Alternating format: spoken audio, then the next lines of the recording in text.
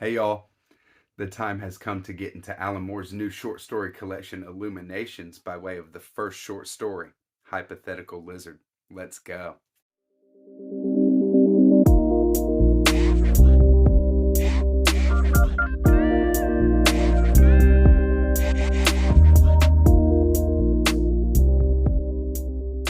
Hey everybody, Noah. Everyone who reads and must converses the channel. Thanks for coming back by.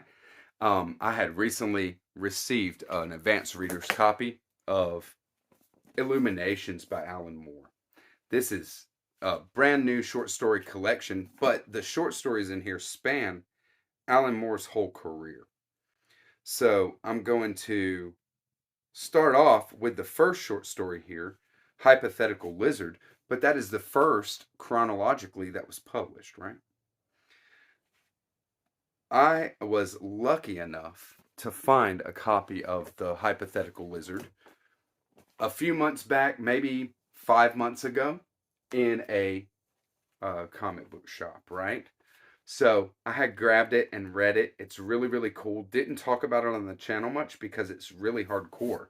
But since it's the first one in here, we're going to talk about it. So Alan Moore is just a storyteller par excellence, right? I'll leave this one up here because what we can do is show some pictures from this one. Alan Moore have this short story commissioned as a graphic novel, okay? Originally it was a short story. It's very highly acclaimed. And this bind up from Avatar Press has the graphic novel and a printing of the short story with Alan Moore's own artwork with it, right? Very, very cool stuff to have. Just some visions of what they look like, right?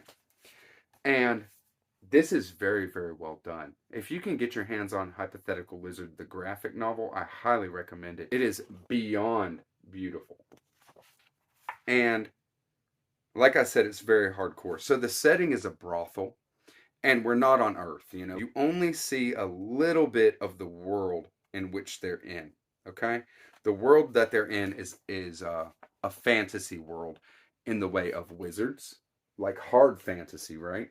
Wizards and goblins are shown here in just a very passive way. This is the only panel that goblins are shown or something like this, and wizards that actually have like the Merlin and wizard hat, something like that, okay? But there are other wizards shown. We meet our main character, Som Som, here. You can see she has like half of a porcelain face and half regular, right? So that's how the short story starts off. Half her face was porcelain.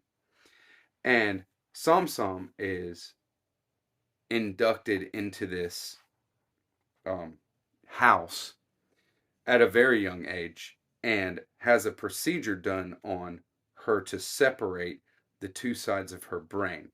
So the two sides do not communicate, and one side of her face is, you know, for all intents and purposes, dead.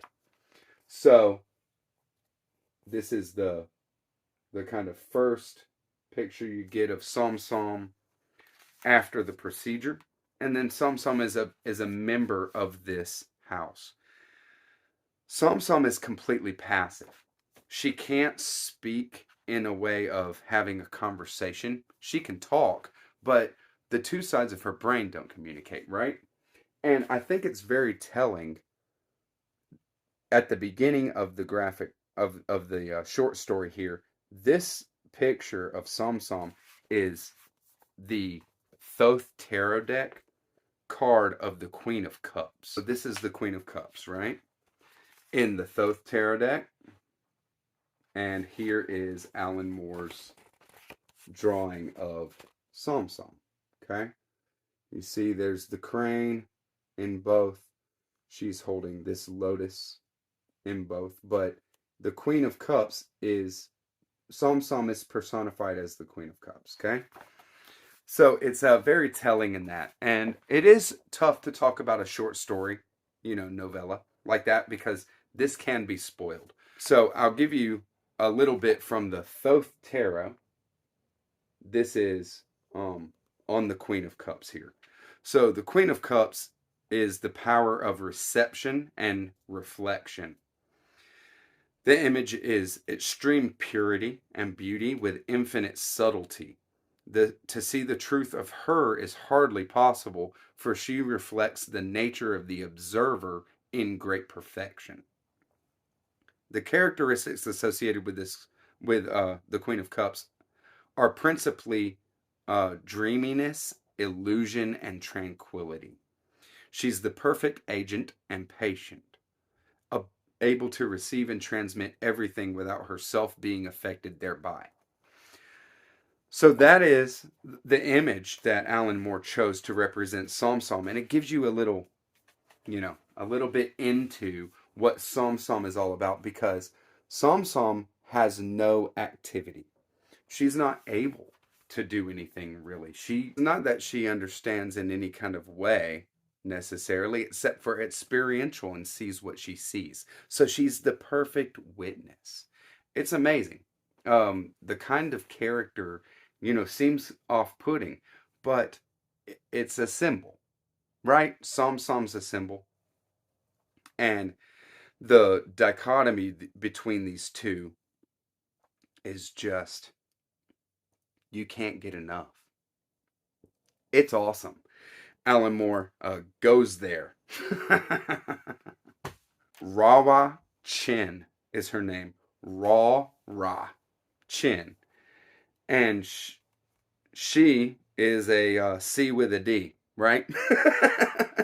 Rawa Chin is in the employ of this house as well. And then there is Foral Yacht. This guy right here. He is like the perfect actor. This kind of thing. And they both are under employ of this house. The House of Clocks is the name of this brothel. And they're in love. They're very, very much in love, these two. And their story is crazy amazing. And I really can't say too much about it because I don't want to spoil it. This is a master class in storytelling, because it is so powerful and gives you an idea of what Alan Moore can do with,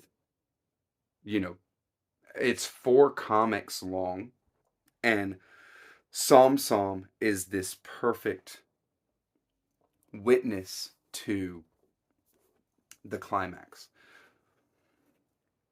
So the climax in this thing is completely unbelievable and so powerful and hits you in a way that you never expect. Alan Moore is not afraid to go wherever his mind takes him, and does it very stylistically, does it with tact. And that's why I say, no matter what subject matter we get into with Alan Moore, the storytelling is what really shines. It is an off-putting kind of story. It is something that makes you think, and something that makes you kind of question your own feelings regarding what is laid out on the table. Alan Moore is very messy and has a really great sense of symbol. So this story is the most effective if you love symbolism and that kind of thing. It is a take on love and relationship with another that is rarely illustrated, and then it is turned on its head. It's an amazing thing that Alan Moore has done. It's no surprise to me that at the time that this was published and adapted to this, that it was the most highly acclaimed of his short works. It is wild how affecting it is. The dialogue and action just take this all the way through to the end. It builds and builds and builds. It's an amazing piece of storytelling, and my favorite short piece of Alan Moore that I've read so far. I'm not it's an early piece, so I'm not saying that it's even near the best that is something that's in this volume. I'm just starting it. So we're off to the races. Let me know if there's any ideas, anything you want to see, and I'm gonna continue with my Alan Moore reading. Catch you on the next one, book 2.